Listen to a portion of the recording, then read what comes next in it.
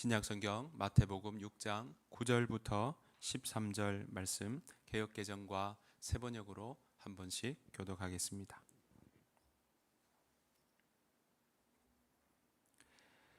개역개정입니다. 그러므로 너희는 이렇게 기도하라. 하늘에 계신 우리 아버지여, 이름이 거룩히 여김을 받으시오며 나라가 임하시오며 뜻이 하늘에서 이루어진 것 같이 땅에서도 이루어지이다. 오늘 우리에게 일용할 양식을 주시옵고 우리가 우리에게 죄진 자를 사하여 준 것 같이 우리 죄를 사하여 주시옵고 우리를 시험에 들게 하지 마시옵고 다만 악에서 구하시옵소서. 나라와 권세와 영광이 아버지께 영원히 있사옵나이다. 아멘. 세번역 9절 여러분들 읽어주시겠습니다. 시작. 그러므로 너희는 이렇게 기도하여라. 하늘에 계신 우리 아버지, 그 이름을 거룩하게 하여 주시며 그 나라를 오게 하여 주시며 그 뜻을 하늘에서 이루심 같이 땅에서도 이루어 주십시오. 오늘 우리에게 필요한 양식을 내려주시고 우리가 우리에게 죄 지은 사람을 용서하여 준 것 같이 우리의 죄를 용서하여 주시고 우리를 시험에 들게 하지 않게 하시고 악에서 구하여 주십시오. 나라와 권세와 영광은 영원히 아버지의 것입니다. 아멘. 오늘 예배 나오신 여러분들에게 하나님의 은혜와 평강이 가득하시기를 간절히 축복합니다. 우리 산상수훈을 통해서 우리가 하나님께서 우리에게 가르쳐 주시고자 하는 그러한 진리의 말씀들을 우리가 살피고 있습니다. 이것들 이렇게 기도하라라고 하면서 우리에게 가르쳐 주시는 기도 이야기를 우리가 함께 보고 있는데요. 그것은 우리가 잘 알고 있는 주기도문의 내용입니다. 이렇게 기도하라라고 하는 것은 바로 기도도 배워야 된다라는 것을 우리에게 가르쳐 주고 있다라는 것이죠. 자, 오늘 함께 나눌 주기도문의 9절 다 같이 보기를 원합니다. 10절 말씀인데요. 같이 한번 읽어보시겠습니다. 시작. 그 나라를 오게 하여 주시며 그 뜻을 하늘에서 이루심 같이 땅에서도 이루어 주십시오. 네. 오늘 예수님께서 우리들에게 가르쳐 주신 기도를 보니까 그 앞에 첫 번째 문장이 뭐라고 되어 있습니까? 그 나라를 오게 하여 주시며 나라가 임하옵시며 라고 하는 부분입니다. 오늘 이 부분 함께 살펴보기를 원하는데요. 자, 이렇게 기도하라 라고 예수님께서 말씀하시면서 기도에 대한 이야기를 우리에게 가르쳐 주시는데 거기에 들어가 있는 게 하늘에 계신 우리 아버지여 라고 그렇게 부르고 난 다음에 오늘 보시는 것처럼 이름이 거룩히 여김을 받으시옵소서 하고 난 다음에 그 다음에 나오는 구절이 나라가 임하시옵소서 라고 이야기를 하고 있다는 거죠. 그러니까 지금 아버지 이름이 거룩히 여김을 받으십시오. 그 다음에 하는 이야기가 나라가 임하십시오 라고 이야기를 하고 있다는 거죠. 왜 좀 생소한 느낌이 들 수도 있을 겁니다. 왜 하나님 이렇게 부르었다면 그 다음에 우리가 어떤 부분들을 소원의 내용들이나 우리의 바람의 내용들을 이야기하라라고 할 수도 있을 텐데 하나님께서 오늘 예수님을 통해서 우리에게 가르쳐 주신 기도의 모습이 나라가 임하시옵소서라는 부터 시작하고 있다는 것입니다. 여기서 나라는요 바로 하나님 나라를 말합니다. 사실 예수님께서 이 땅에 오셔서 첫 말씀하셨던 부분이 바로 이겁니다. 누가복음 1장 14절 15절 말씀인데요. 제가 한번 읽어보겠습니다. 14절 제가 읽고 15절 여러분 읽겠습니다.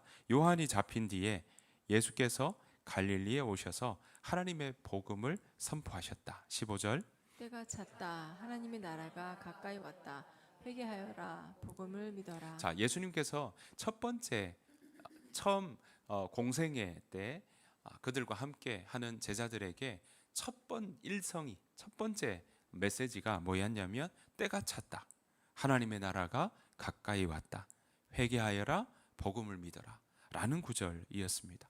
그러니까 지금 예수님께서 제일 먼저 말씀하신 게 때가 찼으니 하나님 나라가 가까이 왔다라는 부분으로 이야기를 하고 있다는 것입니다. 그러니까 사실 예수님께서 선포하신 모든 이야기를 하나로 뭉쳐서 이렇게 제목을 단다면 하나님 나라라고 이야기할 수 있다라는 것입니다. 그만큼 하나님 나라는요 예수님의 가르침과 사역의 핵심이다라고 말씀드릴 수가 있습니다. 예수님께서 복음을 말씀하시는데 그 복음이 하나님 나라의 복음이라는 것이고요. 그리고 예수님의 그 사역 모든 것이 하나님 나라가 어떤 나라인지 그 하나님의 나라에 대해서 설명하시고 가르치시고 우리에게 알려주시고자 하는 활동의 집합체다라고 말씀드릴 수가 있겠습니다. 예수님의 가르침과 행적을 기록한 마태복음, 마가복음, 누가복음에는요, 하나님 나라라는 말이 그래서 셀 수 없이 많이 나옵니다. 하나님 나라라는 그 말들이 계속 나옵니다. 왜냐하면 예수님께서 의도하시고 다른 사람들을 병을 고치시고 또 가르치시고 사람들 만나시고 이야기 나누실 때에 모든 주제가 기승전 하나님의 나라인 거죠. 모든 것이 다 깔때기로 표현한다면 다 여러 가지 활동이 있지만 그거 자체가 모여서 어디로 가냐? 하나님의 나라라는 것으로 집중되고 있다라는 것입니다. 자, 그런데 이것을 한국어로 번역할 때 보니까 마태복음은요, 이 한국어를 번역하면서 천국이라는 표현을 씁니다. 그리고 동일한 구절을 마가복음이나 누가복음은요, 하나님 나라라고 그렇게 적고 있어요. 그러다 보니까 이 마태복음을 주로 많이 보거나 또는 처음 시작할 때 성경 볼 때 신약 보십시다 하고는 마태복음 보다 보면 천국이 나오니까 하나님 나라는 좀 낯설 수 있는데 처음 보는 사람들의 입장에서는, 그런데 천국이라는 단어를 볼 때는 천당이구나 라고 생각하는 경우들이 있다는 거죠. 그래서 어릴 때 여러분들도 혹시 주일학교 다니신 분들은 이런 노래 많이 불렀습니다. 옛날 버전은 나는 구원열차 올라타고서 하늘나라 가지요. 그죠? 요즘은 나는 구원열차 이렇게 부르거든요. 자, 그렇게 부르는 것 중에 뭐라고 합니까? 차표 필요 없어요. 주님 차장 되시니 아무 염려 없어요. 나는 구원열차 올라타고서 하늘나라 가지요. 자, 이렇게 수없이 들으면서 수없이 부르시면서 뿌리 깊게 생긴 하나님의 나라 또는 하늘나라에 대한 오해가 생겼습니다. 그게 뭐냐면 내가 구원열차 타고 하늘나라로 가는 거구나. 그 말은 하나님 나라는 이 땅에 있는 것이 아니라 죽어서 가는 거구나 라고 생각하는 부분이 있다는 거죠. 그러니까 천국은요, 사람들이 이런 생각을 하는 거죠. 죽어서 가는 곳이다. 천국은 죽어서 가는 곳이다. 근심 걱정 없이 안식하는 곳이다. 천국이 바로 그런 곳이라고 생각한다는 거죠.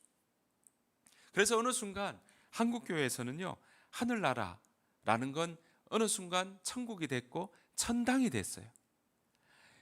이 세상에는 집이 여기 살고 우리는 죽어서 하늘에 있는 집에 우리는 옮겨 살 거야. 그러니까 하나님 나라는 죽어서 가는 천국이고 그 일들을 위해서 지금 내가 이 세상에서 일을 하고 신앙을 가지고 있고 또 예수님 믿고 있고 교회 다니고 있는 거야 라고 생각하는 경우들이 있다라는 것입니다. 그래서 이 땅에서는 그저 내가 구원받았다는 것은 다른 말로 하면 죽어서 가는 천당에 갈 수 있는 자격을 얻은 거야 라고 편히 생각한다면 그 생각이 더 있다라는 것이죠. 그러다 보니까 어떤 모습이 있냐면요, 주일 예배는 꼭 가야 돼. 내가 천국 가는 그거 놓치면 안 되니까 가야 돼. 그래서 주일에 잠깐 예배 드리면 충분하고 월요일부터 토요일까지 또는 일상 가운데는 우리가 이 땅에서 잘 살면 돼. 하나님이 우리에게 복 주시니까 우리가 복 누리며 살면 돼. 그리고 세상의 기준을 따라 유행을 따라 뒤처지지 않게만 살면 된다고 그렇게 생각하는 경우들이 있다라는 것이죠. 여기에 준해서 막 전도하는 사람들 중에도 이런 경우들이 있습니다. 예수 천당, 불신 지옥. 그분들의 이야기에 복음을 전할 때도 뭐냐면 예수 믿고 천당 가자 라는 걸로 추려놨거든요. 그 말씀이 완전 틀리다고 이야기할 수는 없습니다만, 그러나 그것이 오늘 예수님께서 말씀하시고 예수님께서 가르쳐 주시고 예수님께서 활동하시면서 성경을 통해 우리에게 보여주셨던 하나님의 나라 천국에 대해서는 절반만 이야기하는 내용이다라고 말씀드릴 수가 있겠습니다. 오히려 절반도 안 될 수가 있습니다. 여러분들은 하나님 나라를 어떻게 생각하고 계신가요?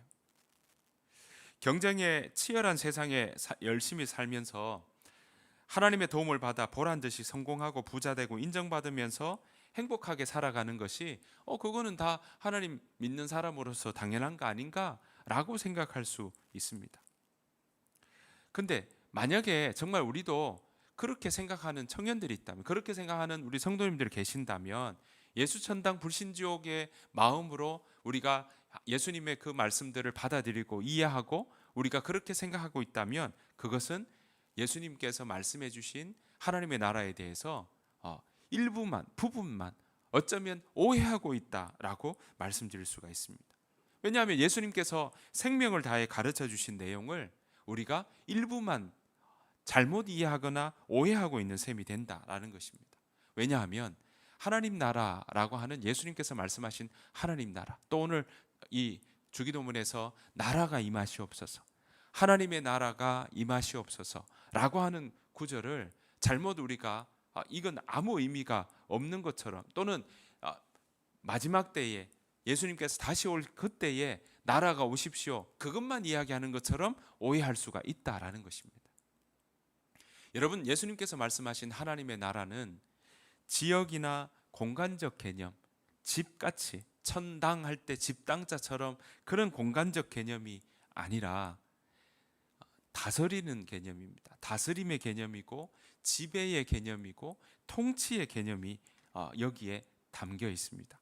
그러니까 하나님 나라는요, 하나님의 다스림을 받는, 하나님의 가르침을 따라 그것을 따라가는, 그 지배를 받는, 그 영향력을 받는, 그것이 바로 하나님의 나라라고 이야기할 수 있습니다.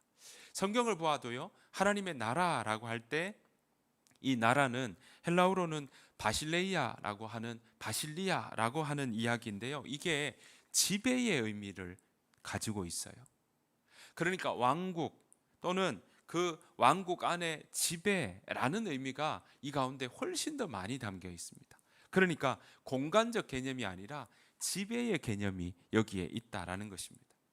그래서 신약 성경에서 하나님 나라, 하늘 나라를 묘사하면서 이 단어를 쓰고 있거든요. 바실레이아.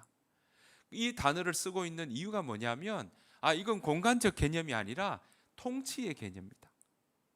내가 무엇의 다스림을 받고 있느냐, 내가 어떤 영역에, 어떤 왕에게 다스림을 받고 있느냐라는 부분으로 오늘 우리에게 설명하고 있다라는 것입니다. 그러니까 하나님의 권위, 하나님의 주권, 하나님의 다스림에 대해서, 그 다스림을 내가 인정하고 내가 그 다스림을 받으며 살아갑니다 라는 것이 바로 이 나라, 하나님의 나라의 개념에 담겨 있다라는 것입니다. 이 바실레이아라는 단어를 왜 이 신약에서 쓰고 있냐면, 그리스 사람들도, 그러니까 그리스 로마 시대잖아요. 그 시대의 사람들도 이 바실레이아 하는 건 통치의 개념을 쓰고 있으니까 오히려 공간적인 집이나 또는 그런 건축물의 개념으로 쓰는 단어를 쓰지 않고 오히려 통치, 지배라는 이 바실레이아를 써서 하나님의 나라가 오히려 이 지역적 공간적 개념이 아니라 오히려 내가 어떤 영향을 받고 있는가, 어떤 것의 다스림을 받고 있는가에 더 우리에게 보여주고 그 가르침으로 우리에게 하나님 나라를 이야기하고 있다라는 것입니다. 여기서 하나님 나라는요, 그래서 다스림을 받는다. 나라가 임하십시오, 두 가지 의미가 있습니다. 그 말은 하나님, 내가 내 삶 가운데 하나님의 나라가 임하십시오. 내 삶 가운데, 내가 이 땅에 살아가는 가운데 하나님의 지배를 받고 하나님의 도우심을 받고 하나님의 이끄심을 받고 내 인생이 하나님의 지배 아래, 하나님의 품 안에, 하나님의 날개 아래 내가 살아가기를 원합니다. 이게 첫 번째 의미가 있고요. 두 번째는요, 하나님께서, 예수님께서 이 땅에 오시면서 뭐라고 이야기하십니까? 내가 이 땅에 오셔서 때가 찼다, 하나님의 나라가 가까이 왔다 하셨잖아요. 그러니까 예수님께서 이 땅에 오시면서 하나님 나라가 이미 오셨고, 그리고 아직 오시지 않았다라는 그 이야기가 성경에 계속 나오거든요. 이게 무슨 뜻입니까? 이미와 아직이라고 하는 이야기가 여기에서 나오는데, 예수님은 분명히 우리에게 이야기하셨습니다. 내가 다시 올 거다. 내가 세상 끝날에 다시 올 거다.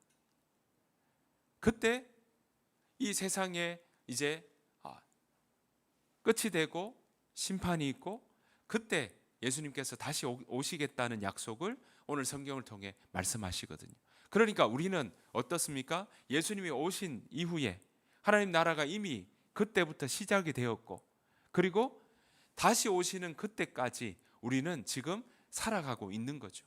그러니까 하나님 나라는 이미 왔고 아직 끝이 아니라 다시 오시는 그날까지 이 기간 안에 우리가 살아가니까 그 하나님 나라에 다시 오실 그때가 완성이고 완전하고 그때가 최종적으로 하나님의 나라, 하나님의 영향 아래 이제 심판이 이어지는 그 말씀들을 오늘 성경을 통해 우리에게 말씀하고 있다라는 것입니다. 이 일들을 위해서 예수님께서 우리를 위해 오셨고, 우리가 하나님의 자녀가 되는 길이 무엇인지 성경을 통해 우리에게 가르쳐 주셨고, 그리고 그 성경을 통해서 하나님의 지배를 받는다는 것, 하나님의 영향력을 받는다는 것, 하나님의 인도를 받는다는 것이 무엇인지 성경을 통해 우리에게 말씀하고 있다라는 것입니다. 그래서 우리는 이 땅에 살아가는 사람들이라고 한다면 우리는 대한민국 국민이지만, 그렇지만 또한 하나님 나라의 백성으로 살아가고 있다라는 것입니다. 마치 이런 거죠. 우리가 만약에 여행을 간다라고 한다면 좀 비유는 다를 수가 있겠지만 그 나라에 간다고 해서 우리는 그 여권을 가지고 있는 것처럼 그 여권을 가지고 있다면 우리는 국적 자체가 헝가리 또는 유럽 또는 미국에 있다 하더라도 우리는 바로 그 여권에 가지고 있는 그 영향을 받는 것처럼 우리가 어느 세상에 이 세상에 어느 곳에 있다 할지라도 우리는 하나님 나라의 그런 지배와 하나님 나라의 백성으로 살아간다라고 이야기할 수가 있습니다. 여러분, 여기에 우리는 그러니까 두 가지 신분이 우리 가운데 계속 있는 거예요.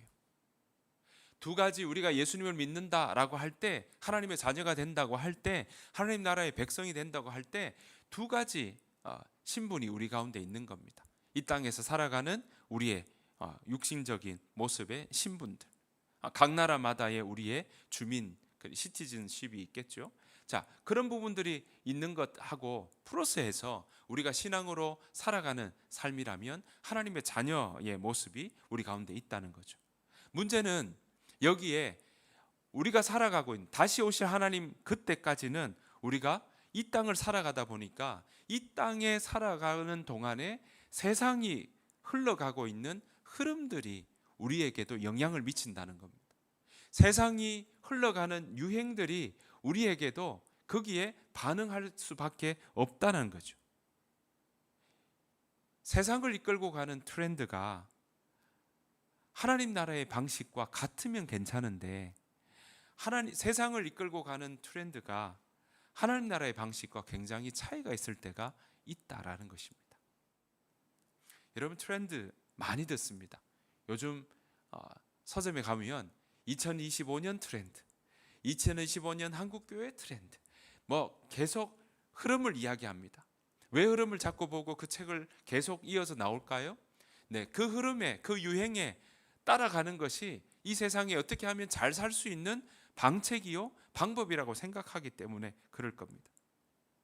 여러분, 이 세상을 이끌고 가는 변함없이 수많은 일들이 지금 일어나고 있고, 또 이번에 2025년 트렌드를 보니까 또 다른 모습으로 각자의 학자들마다 각자의 팀마다 책에서 이런 일이 일어날 거다, 이게 더 유행이 될 거다, 이런 모습들이 일어날 거다라는 이야기들이 수없이 많이 적혀 있는 걸 보게 됩니다. 자, 그런 유행들이 일어난다 할지라도 가만히 보면 그 트렌드의 밑뿌리를 보면 세상을 이끌고 가는 대표적인 변치 않는 트렌드 하나 있습니다. 그것은 바로 돈입니다. 세상을 이끌고 가는 변치 않는 트렌드, 많이 위에서는 줄기와 가지가 이파리가 변한다 할지라도 그 변하는 밑뿌리 가운데 하나는, 세상을 이끌고 가는 트렌드 하나는 바로 돈이다라는 겁니다. 그래서 대학도, 우리의 공부도, 학업도, 취업도 어떻게 하면 돈을 잘 벌 수 있는가에만 초점이 맞춰져 있습니다. 그래서 학생들은 나중에 그렇게 되지 못할까봐, 돈 많이 벌지 못할까봐 라고 생각하는 부분들 있습니다. 그래서 그것 때문에 돈이 기준이다 보니까, 돈이 그 마음의 우선순위다 보니까 돈을 많이 벌 수 있는 부분들로 장래 희망들도 많이 바뀌는 걸 보게 됩니다. 어린아이들 보면요, 이제는 막 건물주 이야기하고 있고, 또 유튜버가 이제 요즘에는 아이들이 유튜버 많이 하고 싶대요. 유튜버가 많이 번다고 하니까 아마 그렇게 이야기가 나오고 있습니다. 돈 말고도 세상을 이끌고 가는 트렌드의 그 밑뿌리 중에는 성공도 있습니다. 성공해야 된다는 것. 성공을 위해서는 모든 것을 희생할 준비가 되어 있고, 이를 위해서 사람들은 때로는 결혼도 미루고, 때로는 성공을 위해서 내 모든 것을 다 초점 맞추기도 합니다. 성공이 나의 삶의 우선순위의 꼭대기면 여러분, 하나님은 급할 때 제외하고는 그다지 중요하지 않게 되는 일들이 일어나게 된다라는 겁니다. 여러분, 젊은이들, 청년들에게 있어서 또 다른 트렌드의 모습 중에 하나는 뭐냐면 재미 또는 자신만의 즐거움, 쾌락도 그 가운데 중요한 트렌드 중에 하나인 걸 보게 됩니다.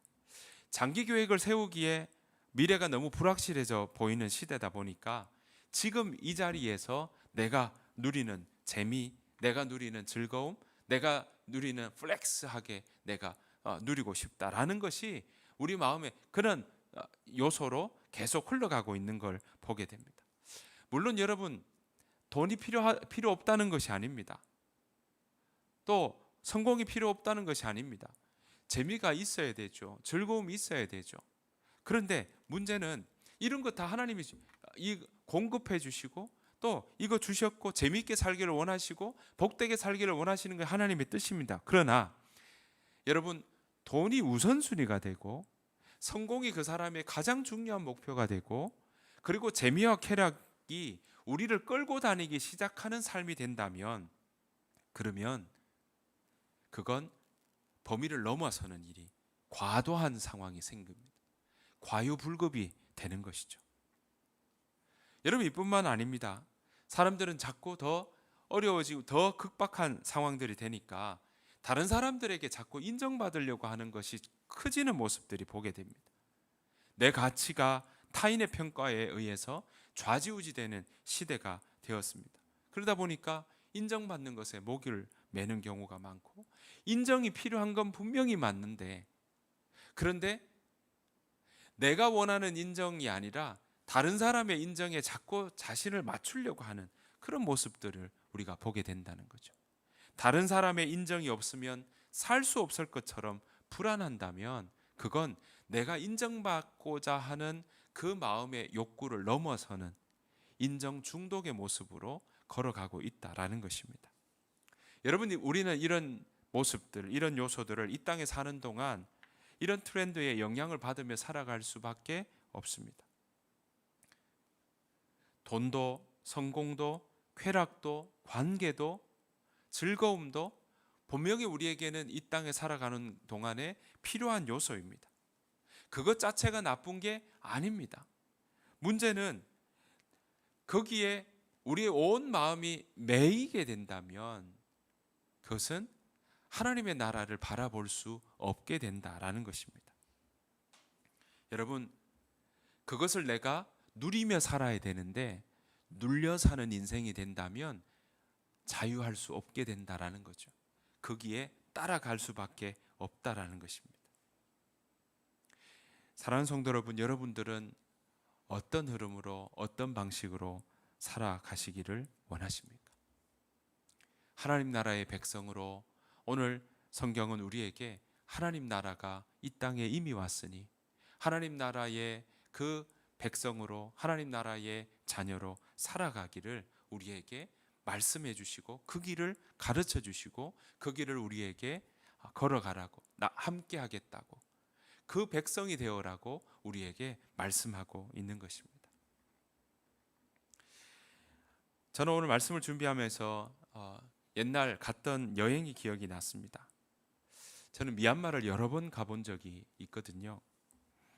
미얀마의 수도인 네피도라고는 하는 그 지역부터, 또 우리가 너무나도 잘 아는 옛 수도인 양곤, 그리고 북쪽 지역에 있는 이 경계에 있고 내전이 주로 일어나고 있는 미찌나를 비롯해서 여러 도시들을 제가, 또 시골까지도 산골 도시들도 가본 적이 있습니다. 여러 도시들을 걸어보고 가보고 했던 곳이 있는데요. 그 중에서도 제가 가장 기억에 남는 곳이라고 꼽는다면 저는 인내호수라고 하는 그 호수를 저는 여러분들에게 이야기하고 싶습니다. 지금 보이는 사진 보이시는 거는요, 이렇게 호수입니다. 왼쪽에 보시면 이 여자분 두 분이 앞과 뒤에 배를 타고 지금 노를 저어서 움직이죠. 그리고 어떤 경우에는 좀 돈이 많은 분들은 뒤에 이제 모터를 달고 이렇게 달립니다. 이동 수단이 수상 마을이고요. 여기 위에 보시는 것처럼 밑에 나무를 박아서 수상 위에 이 건물을 짓고 살아가는 그런 도시이고, 또 이동하는 것뿐만이 아니라 물건을 거래할 때도 오른쪽 사진 보시는 것처럼 가족이었어요. 저희가 배에 서 있으니까 옆으로 와서 이 과일을 좀 사달라, 과일을 좀 팔아달라 하면서 지금 저희 배에 옆에 와가지고 이렇게 바나나하고 여러 과일들을 팔려고 하는 그런 모습들을 보게 되었습니다. 이 인내호수가 얼마나 큰지요. 인내호수가 지도 보면 제가 구글 지도를 좀 캡처를 했는데, 인내호수가 이게 산 위에 있어요. 해발 875m 정도에 있는 호수인데요. 이렇게 보이지만 여러분 길이가 22km입니다. 폭이 11km입니다. 그러니까 이 호수가 결코 적은 호수가 아닌 거죠. 꽤 이 모터가 달린 배를 가지고 달려도 저 밑에서 저 위까지 달리면 정말 1시간 이상을 달려야 도착할 수 있는 그런 길이라고 말씀드릴 수가 있겠습니다. 여기에 여러 부족이 사는데요. 이 중에 인따 부족이라고 하는 수상 마을, 수상족, 그러니까 물 위에 사는 부족 하나가 바로 인따라고 하는 부족이 있습니다. 이 부족은요, 지금 보시는 것처럼 지도의 오른쪽 위에 12시에서 1시 방향에 작은 글자로 보이는 저 자리가 바로 인따라고 하는 부족이 사는 지역입니다. 이들 대부분은요, 신앙을 가지고 있는데 어떤 신앙이냐면 정령을 숭배합니다. 정령 숭배를 하고 있는 부족들입니다. 여러분 아시죠? 많은 사람들은 무신이라고 하고 하지만 사람들 다 어떤 믿음의 신뢰의 대상들을 가지고 삽니다. 여기도 복음이 한 번도 전해지지 않은 지역이었지만 그러다 보니 다들 정령을 숭배하는 그런 모습들을 가지고 있었던 거죠. 자, 그런데 이들에게 복음이 들어갔습니다. 하나님 나라를 알게 된 겁니다. 복음을 듣고 나니까 하나님이 어떤 분이신지, 또 예수님을 통해서 그 하나님의 나라가 하나님 나라의 백성으로 살아가는 것이 무엇인지를 알게 된 겁니다.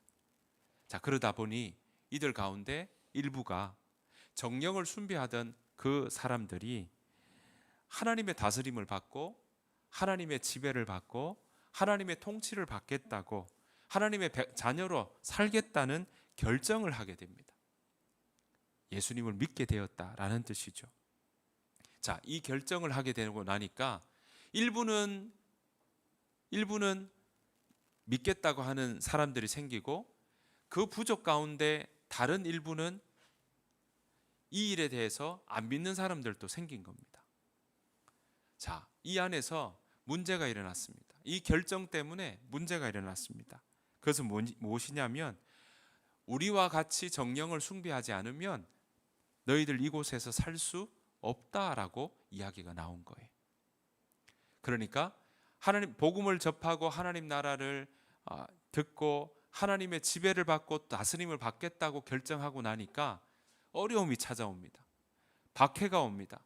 익숙하지 않은 그 복음을 믿는다고 하니까 우리가 지금 늘 믿고 있었던, 오랫동안 우리 부족이 늘 믿고 있던 숭배를 하지 않으니까 우리와는 다르니 너희는 여기에서 살 수 없어. 그렇게 옮겨가라고 이야기를 했던 겁니다. 쫓김을 당했습니다. 평생 수상 건물을 짓고 호수 이 주변에 살고 호수에서 지내는 사람들이 여기에서 먹고 생계를 유지했던 사람들에게 나가라라고 하니까 이제 정말 살아갈 일이 막막하게 된 것입니다. 생존의 문제에 직면하게 된 것입니다. 그들에게 고난, 그들에게 핍박이라고 하는 건요, 그냥 책에서 나오는, 글자로 나오는 고난이 아니라 삶에 지금 눈 뜨면 직면하는 그런 삶의 표현이고 피부로 느껴지는 체험의 이야기였습니다. 매도 맞고요, 쫓김을 당하기도 하고요, 그런 사람들이 예수를 믿는 사람들이 되었던 거죠. 그런데 중요한 건요, 그들이 하나님을 믿는 신앙을 그 박해와 고난 가운데도 저버리지 않았습니다.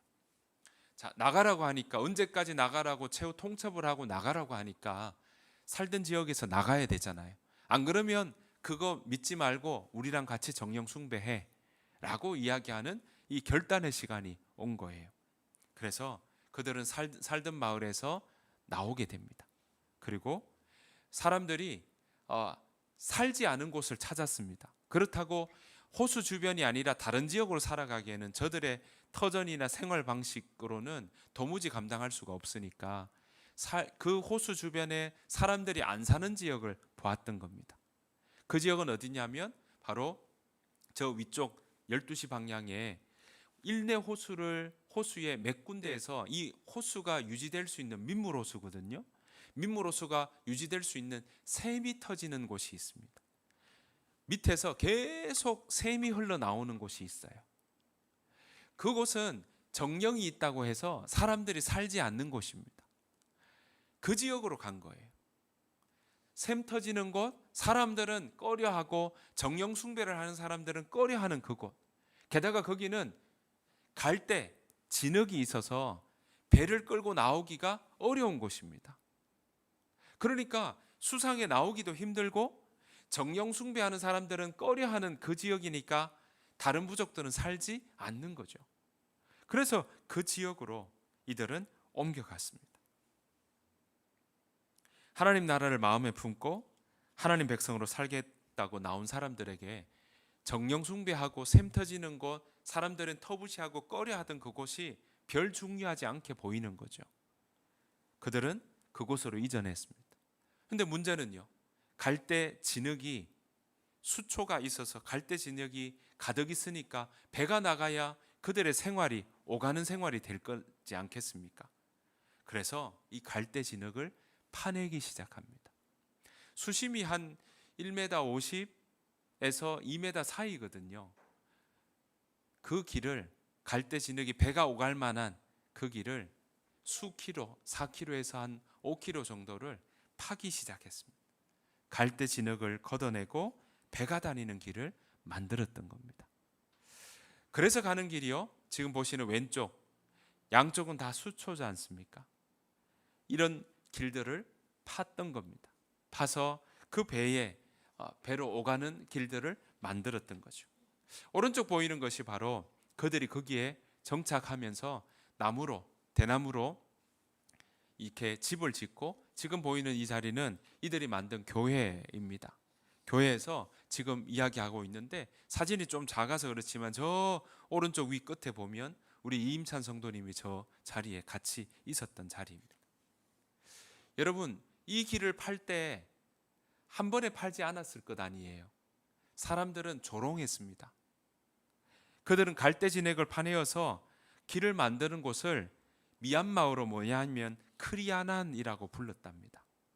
크리아난이라고 부르는 말은요, 크리스천 로드, 그러니까 예수쟁이 길이라고 뜻하는 말이 크리아난입니다. 미얀마어로. 이건요, 존중하는 의미가 아니라 조롱하고 손가락질하면서 이야기하는 겁니다. 무슨 뜻이냐면 예수쟁이들이 몰려다니는 길, 예수쟁이들이 늘 지나다니는 길이라고 하는 표현입니다. 예수쟁이 길이라고 하는 게 그들에게서는 아유, 저 사람들 정말 너무 답답하게 보이고, 아우, 저 사람들 정말 왜 저렇게 사나 하고 비난하거나 조롱하거나 할 때 하는 이야기의 표현이었습니다. 하지만 하나님 나라를 품은 이 인따 부족 중에 믿는 저 사람들은요, 그 하나님 나라를 품고 하나님 나라의 지배를 받으며 살아가는 그 일들을 포기하지 않았습니다. 예수쟁이 길이라고 손가락질하는 그 조롱에도 굴하지 않았습니다. 왼쪽 보시는 것처럼 좁은 길처럼 그렇게 보이는 이 길을 따라 그들은 갈대진흙을 파냈고요. 그리고 이 자리에서 건물을 새로 다시 짓고, 그리고 거기에 사람들이 정착할 때까지 정말 농사 짓는 일부터 해서 양어장 하는 것부터 해서 그런 일들을 손수 하나하나 다 꾸려나가야 되는, 새로운 지역에 개척해야 되는 상황이 생긴 겁니다. 고된 노동이 있었겠죠. 하지만 낙심하지 않았습니다. 왜냐하면 하나님 나라를 그 마음에 품었기 때문에 그렇습니다. 여러분, 이 길을 팔고 터전을 잡고 집을 세우고 나고 나니까 그 믿음의 모습을 이제 조롱하는 게 조롱이 잦아들기 시작해요. 사람들이 인정하기 시작했습니다. 이곳에 하나님의 손길이 보였기 때문에 그렇습니다. 가서 제가 들었던 내용 중에 많은 내용의 이야기가 있었는데, 어떤 경우에는 정말 하나님의 일하신다라는 걸, 이 시대에도 이런 일이 있구나라는 걸 보게 되는 일들이 있었는데요. 첫 번째는 뭐냐면, 여기에 수상의 수경 농사를 하거든요. 여기가 대표적으로 토마토 수경 농사를 해요. 그러니까 미얀마 전체에 방울토마토부터 해서 토마토 수경 농사에 거의 정말 많은 비중을 차지하는 곳이 여기랍니다. 게다가 여기 뒷부분 배경에는 이제 농사도 벼농사도 짓고 있는 그런 지역인데, 어느 한 해는 모든 지역이 다 흉년이었대요. 농사가 안 됐대요. 그런데 여기만 풍년이었대요. 그런 일을 보게 하시는 거예요. 게다가 이 같이 나왔던 인따부족 사람들 중에 병이 고쳐지는 일들도 경험하게 되고, 그들 가운데 하나님을 믿었기 때문에 일어나는 그런 일들을 경험하는, 하나님이 이 가운데 역사하셨던 거죠. 그러니까 조롱하는 사람들이, 쫓아냈던 사람들이 인정할 수밖에 없는 일들이 이 가운데 나타난 거죠. 그래서요, 이제 예수쟁이 길로 가자라고 하면 인내호수에서 다 알아요. 그 길이 이제는 조롱의 길이 아니라 저기 뭐 있다. 저 사람들 뭐 믿는 게 그냥 조롱할 일이 아니라, 헛것이 아니라 뭐가 있어 라고 인정하는 길이 되었습니다. 이제 이곳에는요, 한국에서 신학교육을 받고 온 목사님도 계시고, 그리고 옆에는 양어장도 하고 있고 농사도 짓고, 그들이 공동체를 이루어서 지금 살아가고 있습니다. 목적이 없는, 양곤이 불교잖아요. 미얀마가 불교이지 않습니까? 목적이 없는 윤회의 인생 가운데 정령을 숭배하고 여러 가지 다양한 토템 숭배하는 그런 사람들이 섞여 있는 이 미얀마 땅에, 목적이 없이 윤회하는 그 인생에서 목적이 있는 하나님 나라의 자녀로서 인생을 살아내고 있는 것입니다. 사랑하는 성도 여러분, 하나님께서는 우리를 부르셨습니다. 때가 찼고 하나님 나라가 가까이 왔다고 말씀하셨습니다. 성경은요, 예수님께서 이 땅에 오신 그때 이미 하나님 나라가 이 땅에 왔고 다시 이제 아직 오지 않았다. 예수님께서 다시 오시겠다고 약속하셨습니다. 우리는 이미 하나님 나라가 왔지만 아직 하나님 나라가 다시 오지 않은 이 시대를 살아가고 있고, 이 땅에서 세상의 트렌드 속에 하나님 나라의 백성이라는 그 마음의 신분을 가지고 우리는 이 땅에 살아가고 있는 것입니다. 여러분, 요한은 그래서 오늘 우리에게 이렇게 말씀하십니다. 예수님께서 이렇게 약속하셨죠. 나는 부활이요 생명이니 무릇 나를 믿는 자는 죽어도 살겠고 무릇 살아서 나를 믿는 자는 영원히 죽지 아니하리니 이것을 내가 믿느냐. 여러분, 하나님의 자녀는요, 이걸 믿고 살아가는 사람들입니다. 하나님의 자녀는요, 우리가 이 땅에 발 딛고 살아가지만 하나님 나라의 지배를 받고 살아가는 겁니다. 그래서 우리는 우리 기도에 하나님, 내가 하나님의 다스림을 받고 살아가기를 원합니다. 하나님, 또한 이 땅에 하나님 나라가 오기를 소원합니다.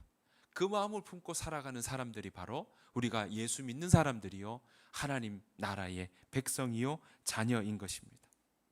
여러분, 오늘 성경은 우리에게 이야기합니다. 하나님의 자녀로 살아가는 것, 무릇 살아서 나를 믿는 자는 죽어도 살겠고 살아서 나를 믿는 자는 영원히 죽지 아니하리니 이것을 내가 믿느냐라는 이 약속의 말씀을 우리는 믿고 살아가는 사람들인 것입니다.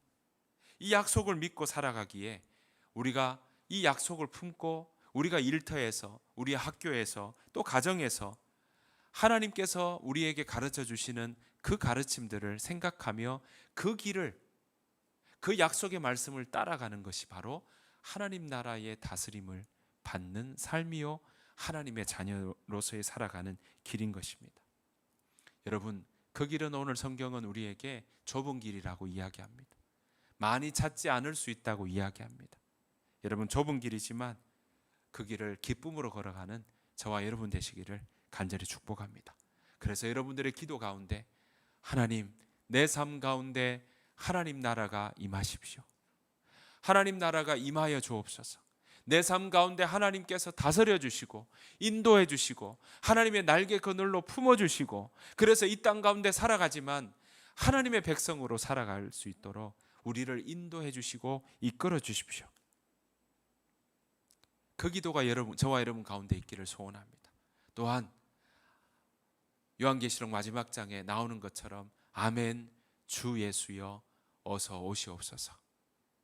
마라나타, 아멘, 주 예수여 오시옵소서라는 그 고백이, 우리가 그 다시 오실 예수님을 우리가 기다리며 기대하며 살아가는 우리 이 자리에 있는 모든 성도님들, 또한 비대면으로 함께하는 모든 성도님들 되시기를 간절히 축복합니다.